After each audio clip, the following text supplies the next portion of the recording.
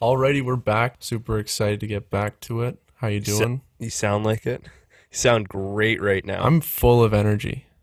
Yeah, I'm I not am. so much. I had a rap party last night, That's good. What day is it? It's maybe a Wednesday night. Little, Wednesday. But here's the thing. Here's the thing. I had two friends going out of town this weekend, so we had to squeeze it in. well, you have to. What else are you gonna do? Yeah, exactly. If you don't do that, you're not living life. No. Balance. We always talk about balance, right, Mose? You work hard during the day so that you can go see your You know, friends at night. play at You night. gotta earn that. Well, just to jump into it, I've been working on this project, or you were helping me on it, and the biggest issue is like coming up with like a good concept for like a video. And I always reach out to him like, what do you think of this draft? And I always think it's terrible, like just pure shit. And I don't know, you always give me a breakdown. You're like, well, what's like, it's not necessarily what's the story, it's like, what's the concept? What are you like commenting on? Like, is it, like we were just talking about balance, for example. This isn't the video about balance, but like for balance, it's like, okay, how can we make a video that like visually and auditorily, or I don't even know how you say that, visually or audio wise. How do I fucking say that? I don't know. Shit, auditorily, I think so. audiating. I'm not the guy to be asking, but I we don't have have the word. Google and Alexa for these questions. Uh, yeah. How do you visually? How do you like convey like the concept of balance or whatever your concept is visually and like with audio? I just don't know how. Like sometimes I struggle with that, and I don't know. Like what do I do when I try to come up with like a concept? I feel like this is a very common thing that people deal with in this field. And on one hand, I think that you have to get the draft out. Your first draft's always going to suck. I think that's what everyone kind of learns from school. If you have any kind of writing, you kind of know that the first draft is just getting those thoughts out on the page. But then the other part of it is that after you do the first draft, I think the step that a lot of people skip is that they don't take the time to go and look at the work and see what's there. Well, don't you think it starts like before? Like I feel like it's like you walk around life like thinking about ideas. Like you're not really thinking of ideas as you're working. It's like you're in, this is a cliche, it's like you're in the shower, you're going for a walk, or like you're doing something like mindless, and then an idea pops, and it's like I feel like you have to write that idea down, and then if you're someone who's creating stuff, it's like how you got to implement that into a script or a concept, and then go shoot and edit instead of kind of showing up to the shoot or showing up to your computer and you're like, I'm gonna think of a concept. It's like Yeah. it's all like way before. Yeah, for sure. My problem That's a huge step that you got to kind of take. When you show up to the edit or you show up to design something and you don't have any ideas coming in, like that's only going to take you so far. So I think the biggest thing that I've kind of picked up about a year into it was trying to cultivate space where I wasn't actively trying to think of ideas. But like you said, the shower is a great time for that. But you can only shower so many times during the day. Another great spot that I found is the gym. Actually, you get an hour workout in, you have all that time to just think while your mind's focused on something else, which is probably the biggest thing. Just saying that out loud, I always try to think about times where I can be focused on doing something, and then letting my brain and my mind work in the background. but what about this is like kind of a hot take. It's like, isn't it people always say it's like bad to go on social and like just spend like hours on Instagram, but like I feel like there's actual merit to spending a lot of time on social media and like watching things because like you'll come up with like what's good, or like you'll see what's good out there and you'll say, oh, I want to try that, or I want to steal that and make it mine, or whatever. It's like, what if that's also a way? No, it absolutely is. It absolutely is. I think the biggest part with that is that you have to curate a feed that's gonna provide you stuff, and not a feed that you're just looking to escape whatever's going on in your life. Well, the problem is, it's like I follow my friends and people I know. So like random Absolutely. shit pops up and I'm like, oh, what's this? And I go there and I'm like distracted. Yeah. So there is this really cool thing that I was reading on Twitter the other day that kind of breaks down. social platforms versus like media products. So I guess TikTok has been in the news lately because of the ban coming down in the USA. But what's interesting is that TikTok's very much a media first platform in that you don't have friends, you don't follow other people. Um, Whereas something like Instagram and Facebook really relies on getting you on the platform and then getting you to follow 7 to 10 people that they think are going to keep you on the platform. But Instagram's tough now because Instagram's kind of that place where creatives especially go to post their work and like get seen by other people. But on the other side of the coin, I think it's still predominantly used by people trying to just share their life. So that's something that you definitely have to think about and navigate, both from the perspective of I'm a creator and I want to get more people and more eyes on my work.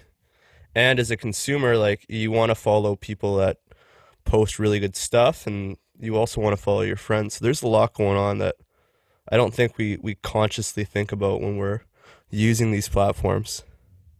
But the thing is with content and like finding like creative content that you've like you follow a person who makes good stuff, it's like that's part of the pie of coming up with the concept, I think. Because I'm not good at this. I'm just kind of thinking out loud.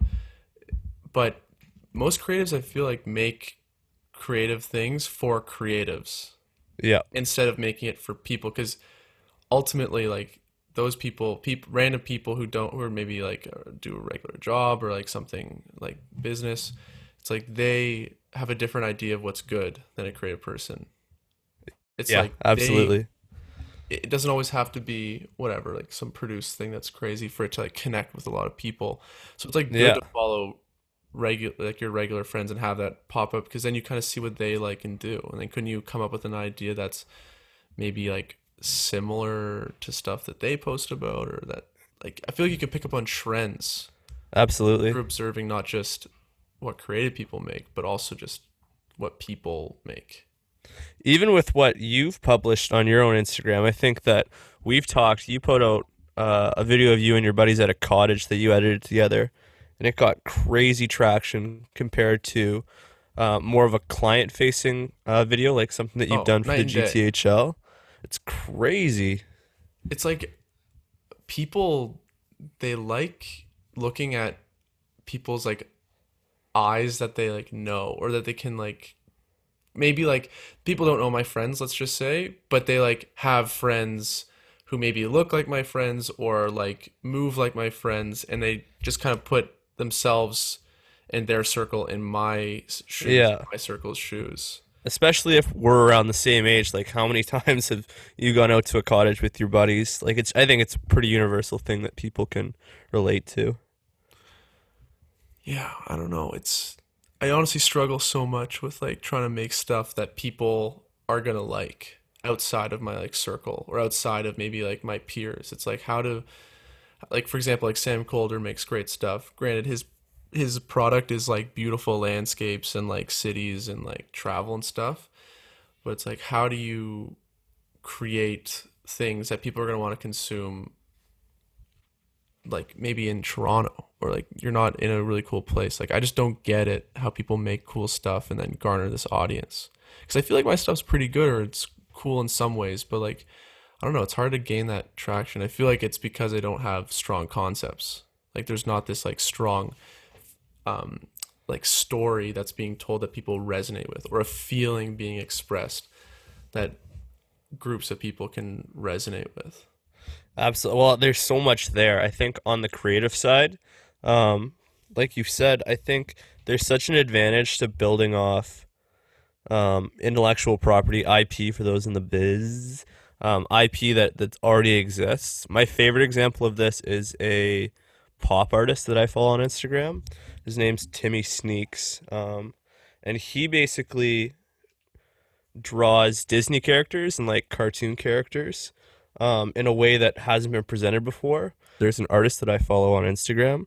His name's Timmy Sneaks, and he does a really great job of borrowing um, IP from Disney and from my childhood, at least, with the cartoons that I watched, and he just reinterprets them in a way that hasn't been seen before. So, what got me to follow him in the first place was he posted a picture of Kim Kardashian, and he put the Bugs Bunny face over top of hers and kind of like integrated different Looney Tunes characters into the photo. And I was like, damn, like I've never seen that before. That's really cool.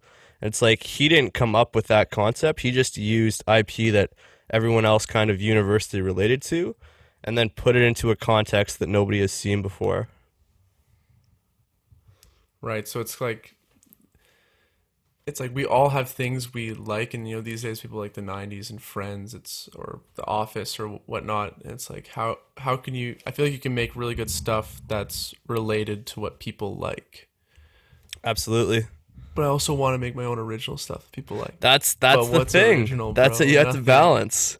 Here's another thing that's been popping up in the drip world. So there is a creator, a fashion brand owner that I really like. His name's Warren Lotus, and he released a pair of Nike Dunks, and the only thing that he changed on the sneaker was he turned the Nike logo into at the end of it at like the swoosh part. He put Jason, the serial killer, the fictional character. He put his face kind of in it, and Twitter was exploding. Like there's people from all sides of the debate. Some people were saying, like this is just a knockoff of a Nike sneaker, but this guy is selling it for $300 because he has clout and he has a following. And then other people were saying, like, well, like Warren Lotus has never come out and said publicly that he claims this is an original product, but at the same time, he's bringing his own vision onto the sneaker and he's selling it at a premium. So it just kind of raises that debate again, like what is original and how much of something do you have to change for it to be your product now? And I think that's subject. It's just like what's good. It's all subjective. You just gotta put it Yeah, out. And absolutely. sometimes you get scared to put stuff out. I mean, yeah, but you can talk on that. You never put your stuff out, Absolutely. No, there's a period even for though a it's while so where good. I did not post at all. And part of it, here is the trip for me.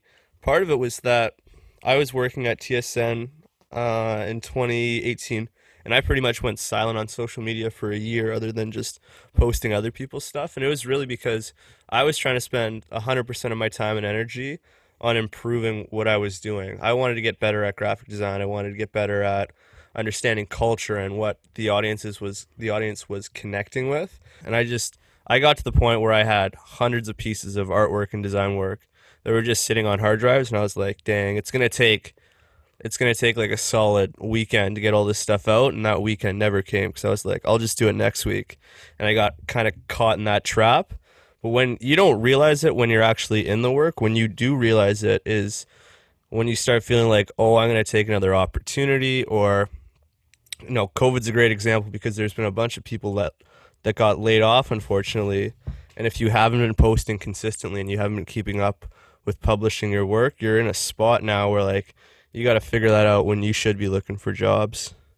Well, it's like we always talk about the balance of like creative and business. You're like, I'm working on my craft, but like your craft is insignificant if no one gets to see it, and you have to balance like the sharing, the marketing, and the business side of like how do you like create a lead, like how do you get people to message you, and the only way is really to like show your identity.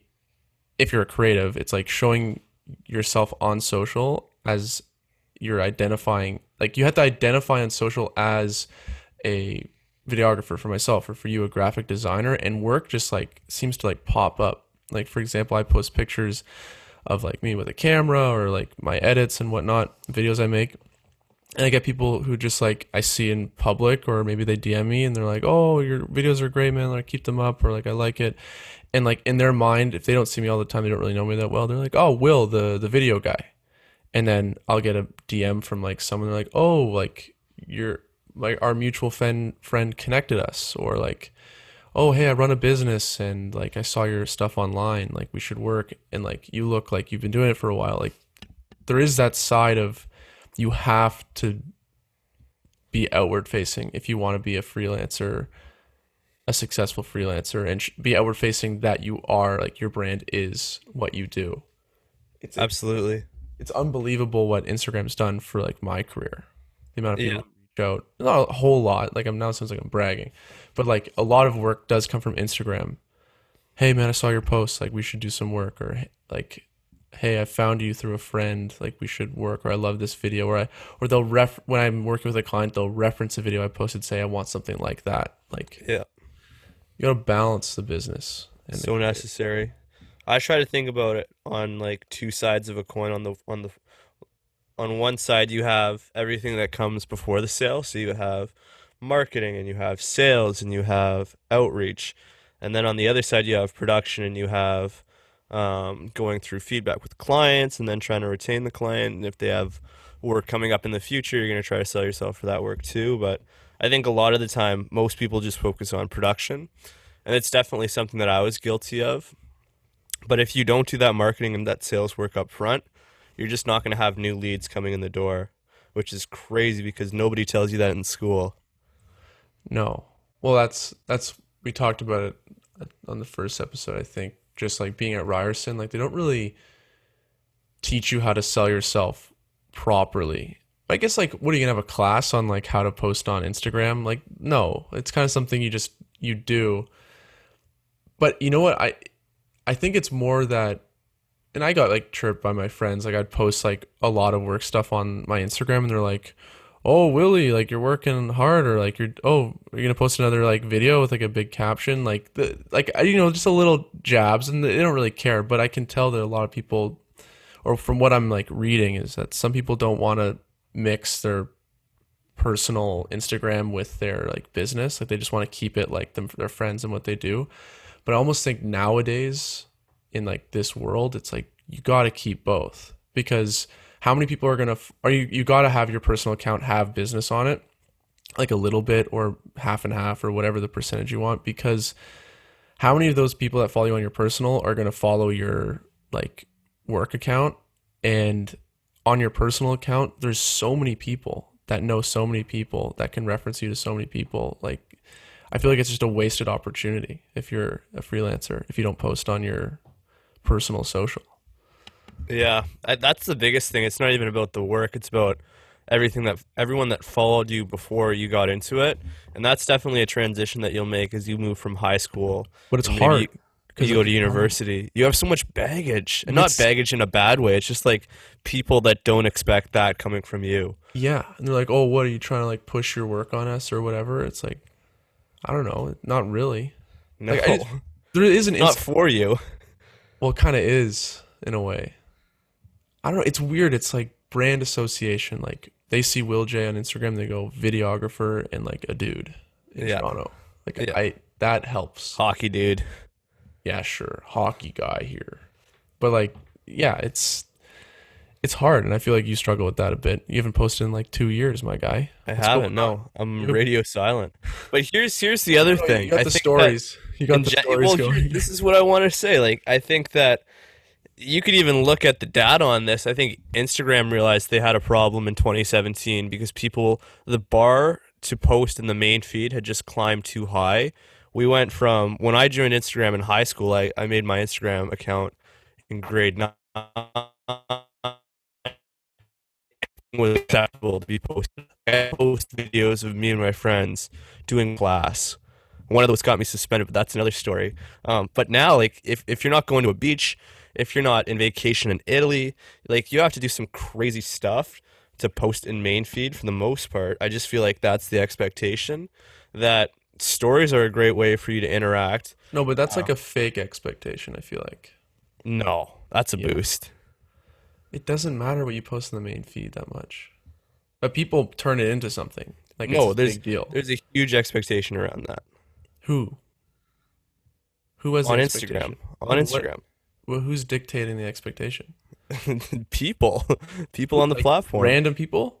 No, you could just see it in the numbers. People don't post on their main feed as much. I know, but like, It's very clear. is that because of like facts and data that like, oh, if it's not good, it's a bad idea? Well, yeah, the expectation just grew more and more and more. And part of it's that people were using the platform for business, like very stealthily. If you are an influencer, you want to post the best content that you can. And if that's you on vacation, like Sam Colder's a great example of this. You mentioned him earlier. Sam Colder engaged on Instagram when he had something cool that he could post. He wasn't just posting like on his story he might post him doing his crazy like calisthenics and yoga routine, but anything on his main feed is like a very well composed photo or a teaser for a YouTube video. It's something that has production value behind it. And this is a trap that I think creative people fall into is that if you are going to post your work on Instagram, like it's kind of got to be like your demo reel or a banger, or you're kind of like, well, is this a No, good but that's the representation of my trap. business? That's the trap, though. It's like Absolutely. you just gotta post. Yeah. It's not that good because odds are it's probably not that good if you're starting out, or even if you're like an intermediate in the game. Like it's gonna be crap compared to what is out there and what you are gonna be able to do the next year. But like you just gotta post out. People get so. I mean, I don't know that many people that only post the best stuff. I don't know that many creatives to be honest. But it's like I just feel like we don't post enough because you just don't know what people think is good until it's out there. Like how many times Absolutely. I listen on podcasts with like creative people or whoever, artists, musicians, they're like, yeah, like this is going to be the hit song. Like this song where we all like left the studio, this is going to be the hit song, and then they release it and it's not the hit, and for some reason like some other song Pops off. just connects with people. Like what is Yeah. that? You don't know. Don't know until Jimmy is like, whoa, this is this thing that was hidden in the album. This song was hidden in the album is actually the one that I connect with Yep. the most. It's my favorite. The other thing we were talking about making a strong concept at the start of the this podcast, and that being the metric that decides whether or not people are gonna react with the video or the graphic that you're posting on social. But the other part of it is that at this point you're really battling a feed in that content is produced for a day cycle right now as opposed to maybe sticking around for a week. Like we're living in the post television era, especially on social media, where there's so much content that's being uploaded that if you're not consistent and you're not posting regularly, whether that's every day or every couple days, like I just feel that it's really hard to fight against that feed and that algorithm unless you do have the consistency. Yeah, what I think the quote you told me was the best thing I heard recently was like it's it's harder to be consistent than good. Yeah, And it's better to be consistent than good. It's true. And I absolutely. think you're like a superstar if you're consistently good. It's You so know, hard and impossible. contextual. Like good is means so many different things to people. It's so unique. And that really kind of spells back to or goes back to this bigger picture that everyone's feed on social media is tailored and personalized to themselves, which is crazy to think about. My feed looks similar to yours, but there are other huge differences. Yeah, like you're more into the drip world. I don't have too much fashion stuff And going I'm not into cowboy bebop. No, you're not into the animes. I don't follow any anime accounts, but Anime fan page. they pop into the feed sometimes, reshares, reposts. But yeah, the concept, it's like people say story's everything. Like I almost think like story is obviously king, but I think there's videos that pop off with no story. It's just a concept, and the concept is wake surfing with your friends at the cottage. It's like this one YouTuber I follow, Aiden Robbins, he's great. He made a video called like Sounds of the Pacific Northwest. And it was just a video. It got like 100,000 views, like good travel video. And it was just about like what you hear in like the Boreal Forest, which is like in like north of Portland, Oregon. And I'm like, even though there's no story, like there's nothing to this video, you're there for the concept of listening to the sounds mixed in Yeah, with the visuals. And you're like, oh, like this is like this weird ASMR travel video. And it's great. very You don't satisfying, I bet. you don't need a story, but you just need like I don't know, it seems like concept is having a cool concept is the name of the game. And then consistently putting that out. Yeah. Putting I out want to videos. jump in on that Pacific Northwest example.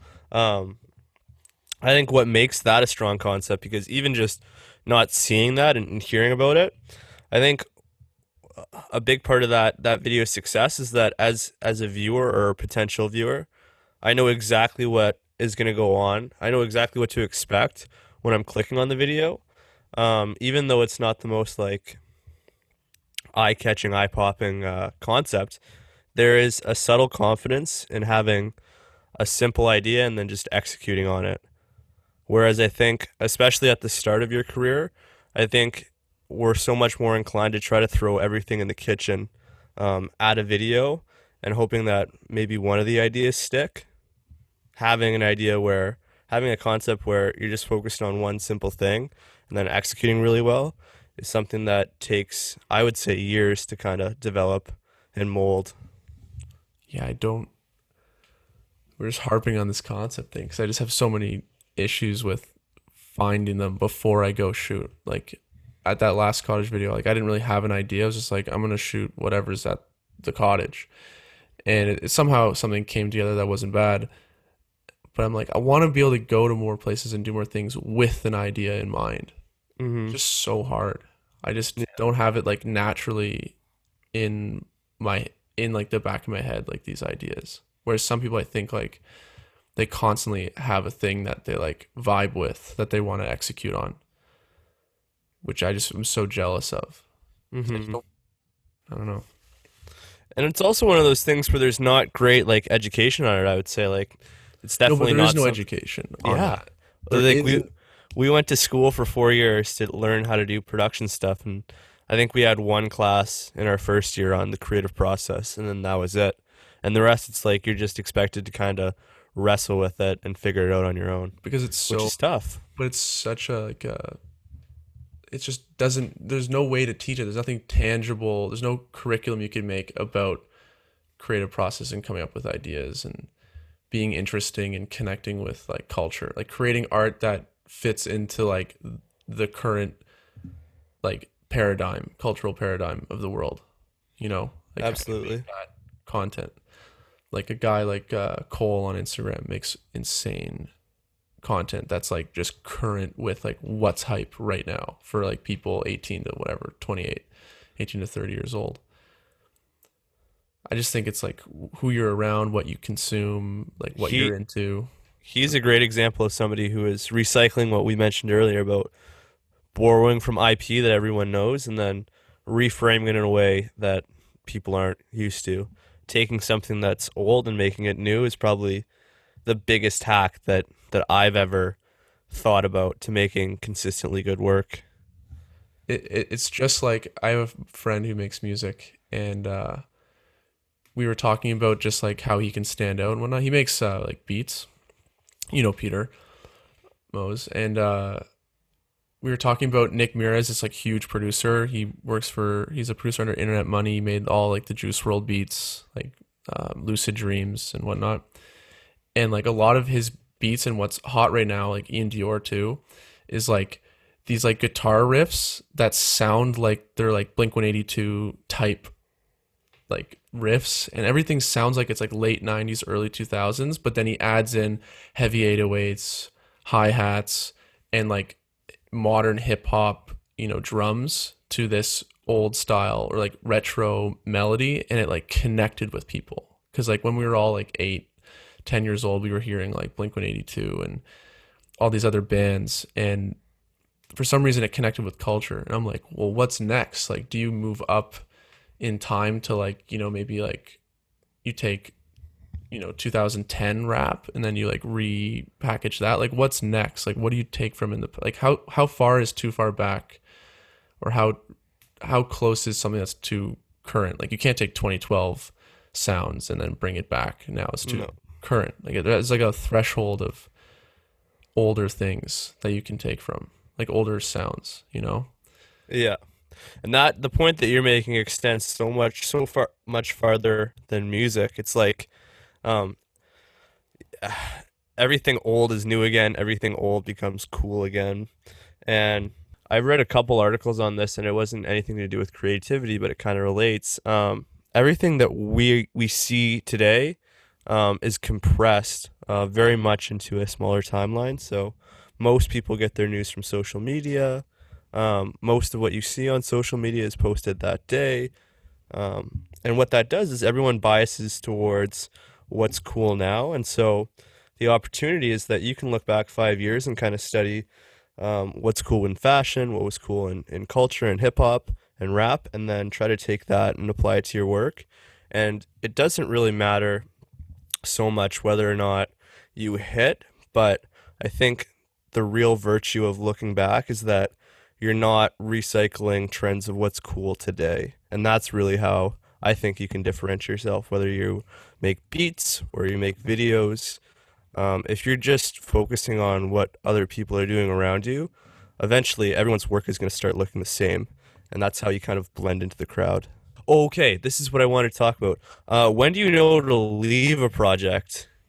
So let's say that a client comes up to you and says, I need this video from you, Will. I've seen your stuff with the GTHL. I love the hockey stuff that you do. I run a gym that focuses on hockey clients, and we train kids, and we want 5 or 6 videos for the gym. And you shoot it, you're all ready to go. You start editing, and you kind of can't find something that you like, and you kind of keep plowing through, even though you're not in flow for another like 2 to 3 hours. And you get to a point where you're frustrated. When do you know to pull the shoot and kind of take some time to like maybe go to the gym or just take a walk, so that you can come back to a video with fresh eyes? Because that's something that I struggle with a lot. Like I don't know. I think it's tough for me to really know the difference between when I'm on like a 10 on the focus scale and when I dip to like a 2, because that can happen. That swings a bunch when I'm working sometimes.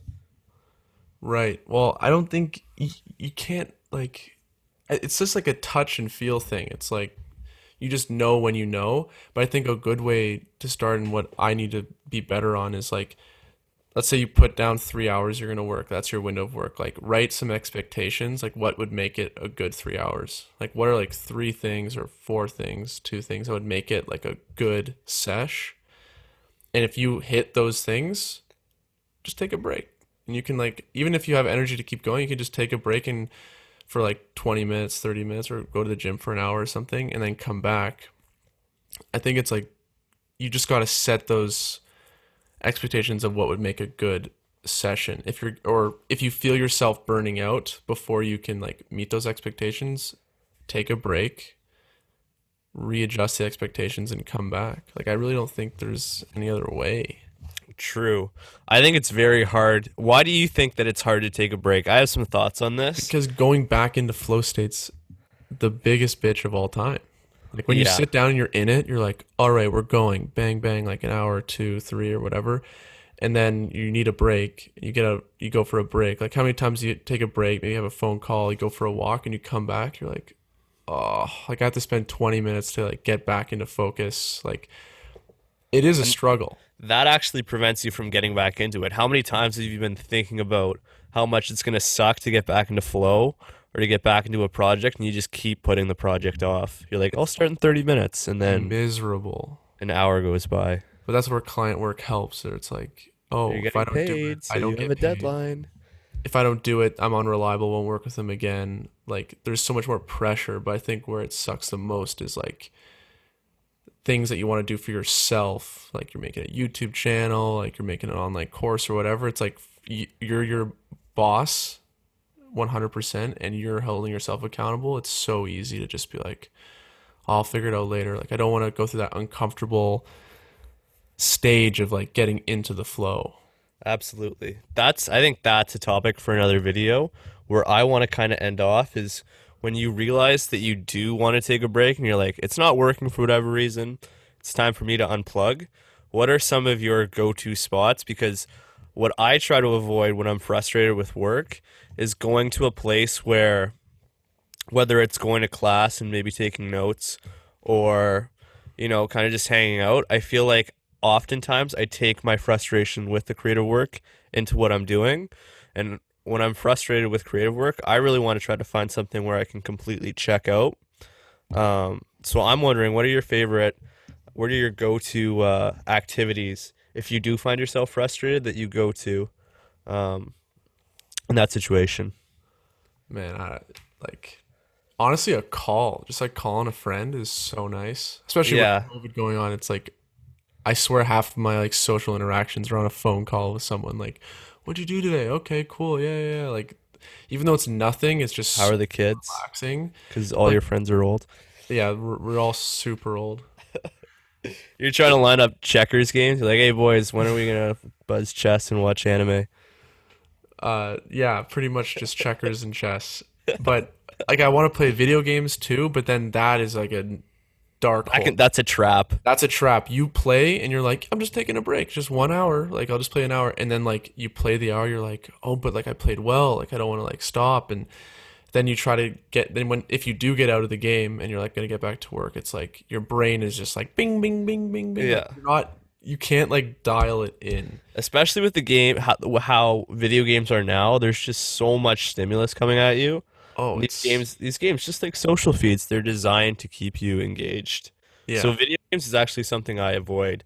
I do one of two things. I think you have to go extreme or you have to be with other people. So if I'm gonna socialize, obviously that's great. I love doing that.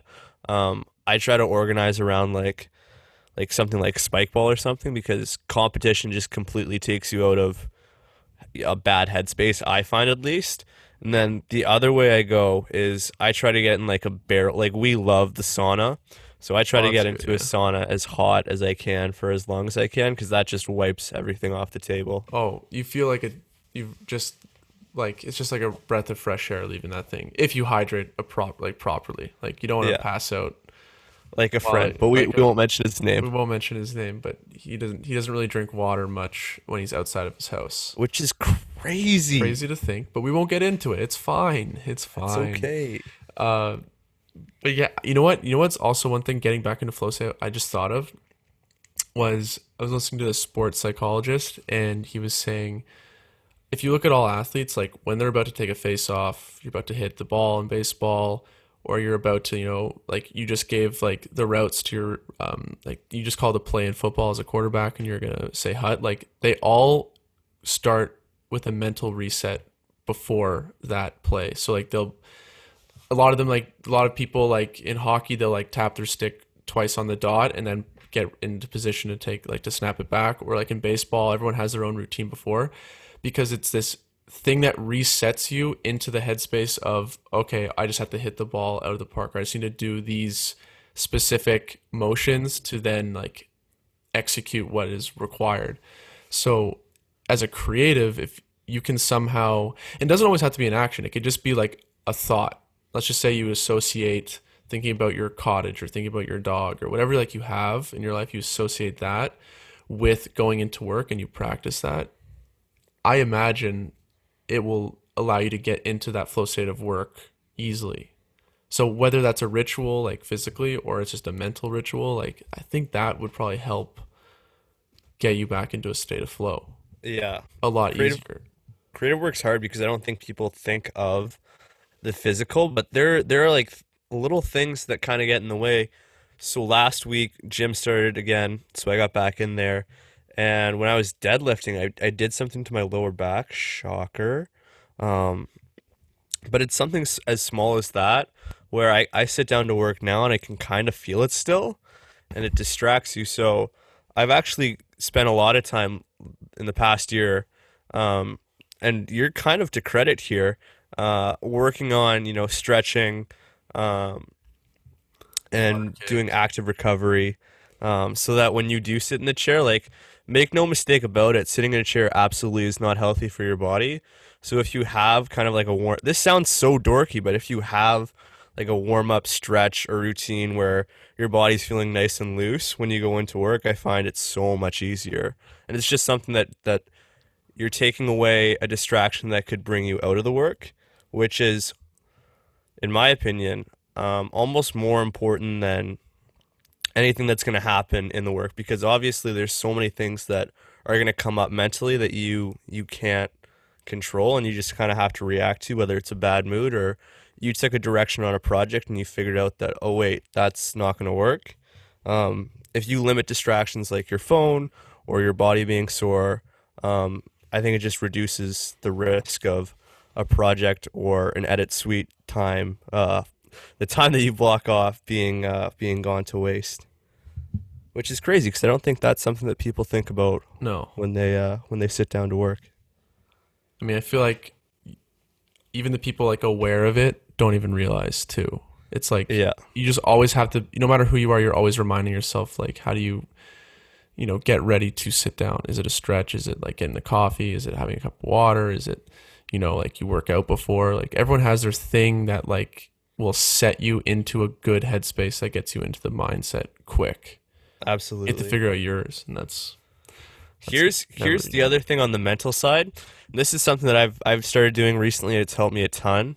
It is design specific, but I'm sure that you could think of examples in video. If I know that I'm doing a big project, number one, the first thing I'll do is I'll try to block it out into smaller tasks that you can kind of bang out. But in terms of a warm up, I've started warming up by doing easier work first. So in design, that means like organizing my assets. That means picking out a typeface that I'm going to work with and sketching out a couple rough ideas of what it might look like. And we call it the first mile problem, which we'll probably touch on in another podcast. But the hardest part of any creative project I find is the first hour that you sit down to work, because that's when you're slow.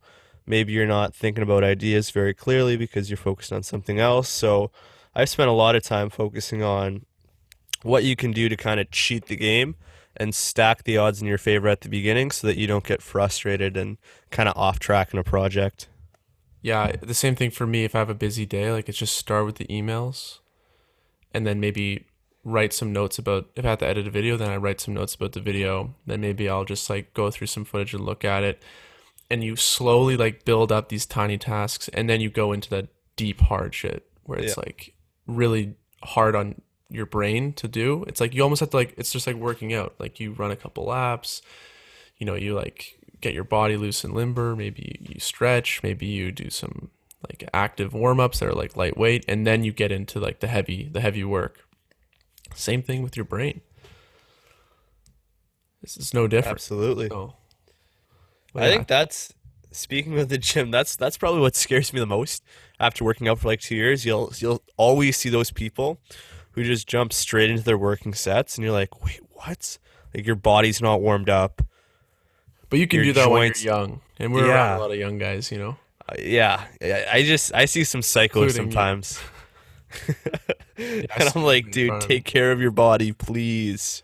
No, bro, you gotta get those gains, dog. Get those gains Well, anyways, I think that's the end of this podcast. We're gonna come back next one, talk some more sugar and spice, about the biz. about the biz. All Here, right, wait. Mose. To wrap. This is an important question. So, for those that don't know, I don't know if we've ever really explained it. A wrap party when you're in production is basically um, it is a party, but it isn't a party. What's the only Basically, reason you're in the biz is for the rap yeah, this parties? this is what our instructors tell us. But basically, everyone brings food. It's kind of a potluck deal, and then you just go over the project that you just worked on, and everyone kind of talks about what worked really well and what didn't work very well. But for me, my favorite part of any wrap party is the food. So I want to know what is something that if you bring it to a wrap party, you are a bad person. I know my example in my head right now, and what is something that if you showed up, you would get excited about? This is food. You're asking me? Yeah. Oh God, what's something that you're like a bad guy for bringing? Probably like something that smells like some, like, oh, I brought this like four cheese lasagna that has like special cheese, and like you open it and the whole room just smells like a smell thing. Like don't make the room smell like your food for Yeah. sure. Absolutely. What was the other Well, question? well, you think of your favorite. I didn't even think of smelly foods. Mine was the person that brings tortilla chips and no guac or no condiments. They just That's a show up snipe. with 2 bags of chips, and I'm like, "What are you doing?" So I thought someone Yeah. else would bring it. It's like, what do you If mean? you are bringing something that you got that day, it has to be a level up from tortilla chips, I think vegetable and fruit trays are great options. Sure, You can't go healthy. wrong. But my the other question was, what's one thing that if you showed up, you'd get excited because somebody brought that, Excited. or just your favorite food that you see at a wrap Honestly, party? at a wrap party, Yeah, honestly, dude, a 'cause there's really a good different pizza. standard. Dude, if they bring like a really good pizza, like not like pizza, but like The good pizza. cardboard crust. Yeah, not didn't it hasn't been sitting out. If it's pizza that hasn't been sitting out for 30 minutes, I'm happy. I'm really happy. But I'm honestly I'm easy. As long as there's like food there that's, somewhat fresh, I'm good. What's a good one for This you? this is gonna sound bad, but I always stand people that bring dessert. Like if you bring cupcakes, I'm gonna Oh, you're a crush cake boy. those. You're a Pillsbury But Doughboy and stuff.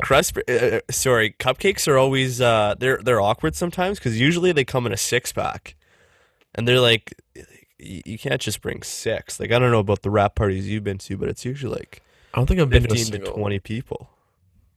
Yeah, anything good dessert's good too. And you know what? Good Especially juice. homemade. Homemade's fire.